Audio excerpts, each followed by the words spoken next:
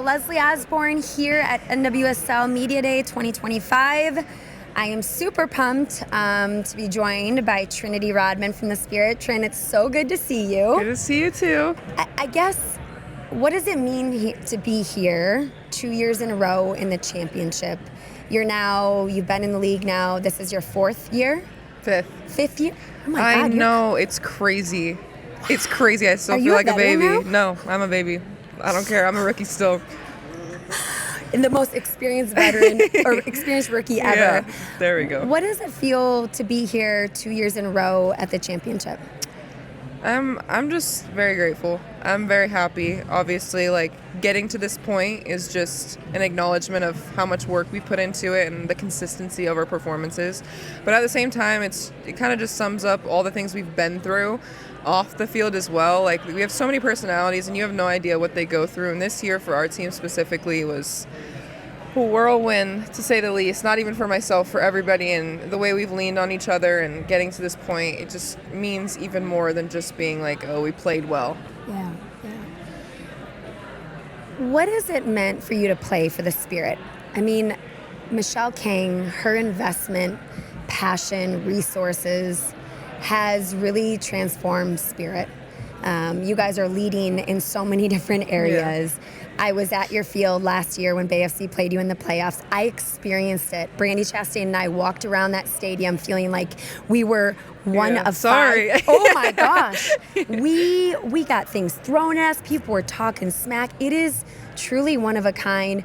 How has her investment affected you personally, but just collectively as an organization?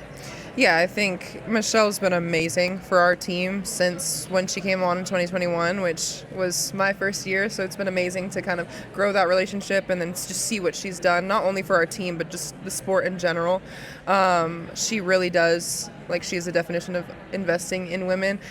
She cares a lot about us individually, and she wants our feedback, which I think is the coolest thing. There's a lot of owners that can kind of come in and be like, oh, this is where I'm going to put my money, but she really is coming in to ask us what we think and what we need and how we're feeling, and I think that's just very special. So being able to be a part of Spirit, fan base, community, the ownership, and then just obviously the team's changed so much over the years, but it's been amazing, and I consider DC like a part of me now, which is crazy. I tell my family sometimes, like, it kind of feels like I'm from DC. Sorry, California. Ooh, sorry, SoCal. I know, yeah. But it's just been such an amazing part in my life, and it's like really shaped me in like really big years of my life, from teenager to 23 now. So yeah, I'm just grateful for every part of DC and what the team has brought me and a bunch of other people.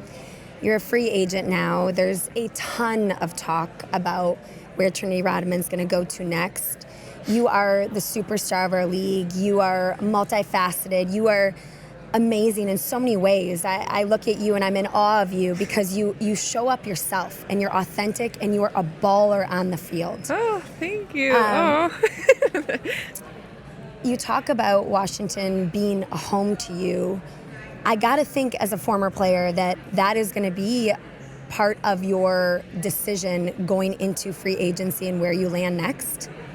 Yeah, I think for sure. And obviously, like, just the hard decisions you have to make, especially in the beginning part of your career. I'm very grateful for the successes that I've had and just the way that I've been able to play and just progress as a player every single year. So being able to be in the position I'm in at my age, I'm so grateful for. But yeah, I think the question that always kind of comes up in these decisions is of like, am I done with Spirit yet? Like, am I done with, like, which is very emotional, honestly.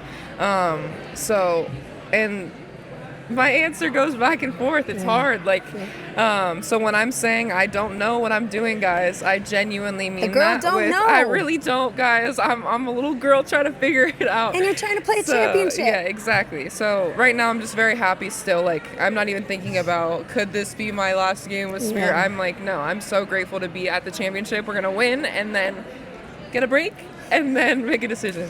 Well, and there's so many factors that go into it as an athlete, right? Yeah. Like, yes, the amount of money you make is important, but it's also so many other external factors, right? Yeah. How happy you are off the field. Exactly. Does that feel like home? Your personal life, your maybe opportunities to monetize on things. So media day, it's all about where you're going, but it's also about like it's bigger than just one factor. And I think that only us athletes understand how much off the field actually translates to on the field success. Yeah, for sure. I think what you're saying of like, oh, how much money will it take to get her somewhere? No, it's not about that. I think, again, mental well-being is one of the biggest parts of sports that people don't understand, and then just all the other factors of like, you really don't know until like you've made a decision and gone, but like you can get kind of some feedback and get intel on certain things, but I think just mental well-being is the most important thing, and obviously physical. After this year, physical is important. Yeah. Talk about that. You've had an interesting journey this season and last season. Talk about your comebacks and what you've learned about yourself and maybe your perspective on the game going through these. Yeah. Comebacks are great because you're back, but they're horrible because you had to be out first. So I think you've just heard me say grateful a lot, because I think even when you don't think you're taking things for granted, there's still parts of you that are. And I just don't think I was acknowledging like how good I had it or have it. And then going through injury, it just completely like alters your brain, because you're like, what am I doing now? Like, your whole life is soccer, and if you can't play it, then like, now what? So I think, yeah, for me, trying to figure out the balance of coming back, not knowing what the injury was, like finding sanity off the field, because it is an outlet for a lot of people, including myself, is extremely important. And just hard. It's just very hard to figure out. And obviously, like, you want to play, and then you come back, and then you're back out, and it's just like, it's draining, but at the same time, like, then you get those moments. You get the 9 minutes I got last weekend, and I'm so grateful. Like, old me would have been like, I wish they would have gave me more. Like, that's so annoying. And right now, I'm just like, so glad I got to touch that ball and like be out there. That's experienced Ricky talking right there, right? Yeah, there we go. That's what you are. Have you, since you were injured, the last 2 seasons at times, have you thought about your post-soccer life would look like? Yeah, I think for me, everybody knows like fashion's a big thing. I think, and not just like to look cute. I think just the message behind being able to express yourself in different ways and bringing people out of their comfort zones to kind of be who they truly are without trying to fit this mold, I think is kind of a message that I want to translate through fashion in the future and fashion now. And just like hopefully just more work with kids. I need to be better about that, because I love kids, and you've seen me with yours. And sometimes, again, like I'm talking about of like you take things for granted. I think we have this platform to do a lot of cool things, and hopefully going into this next year, especially during off season, I get to be more hands-on with that as well. What do you want to be known for?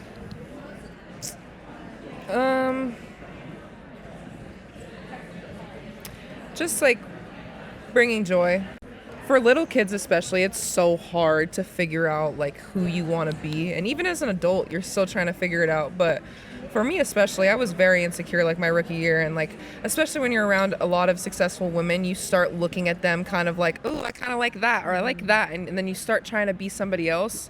So I think, again, just being yourself, feeding into whatever feels right and whatever your gut's saying, and then knowing that no matter what, people are gonna judge. So like you'd rather be the true self than like put on a face and have the pressure of that as well as the outside noise.